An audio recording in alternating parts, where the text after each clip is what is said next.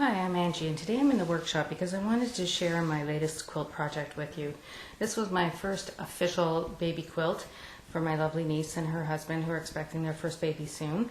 And because this is a quilt made for a baby, I wanted to make sure to machine quilt it 100% so that there was no chance of any threads coming loose and wrapping around the baby's fingers or toes. And for that reason, you also want to use cotton thread instead of monofilament thread.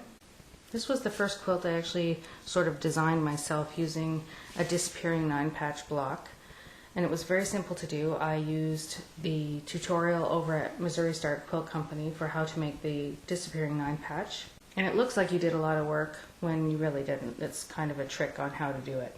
Originally I was just going to do plain squares, but then when I saw how easy it was to make it look much more complicated, I thought it would be a great block to use.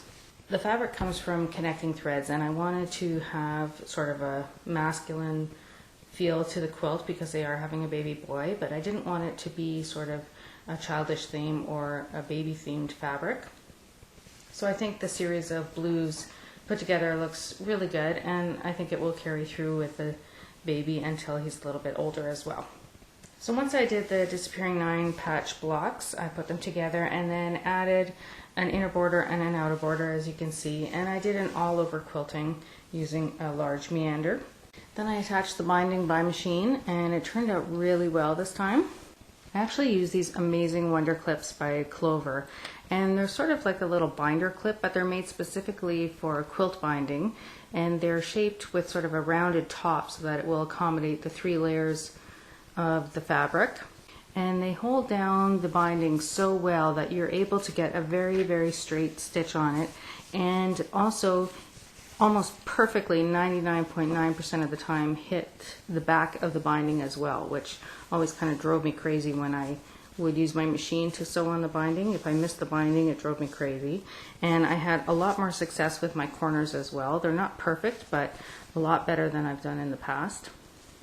This was also the first time that I added flannel as the backing of the quilt because I thought it would be nice for the baby, and it is very soft, and I think it makes the perfect backing.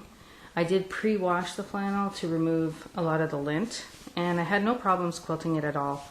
Turned out very well. I also used the quilt label templates that are available on Connecting Thread to make the quilt label match my quilt. So thanks for watching. I'm really happy with how my baby quilt turned out, and I highly recommend you check out the disappearing 9-patch project at Missouri Star Quilt Company here on YouTube. It's very easy to do and really gives a good effect.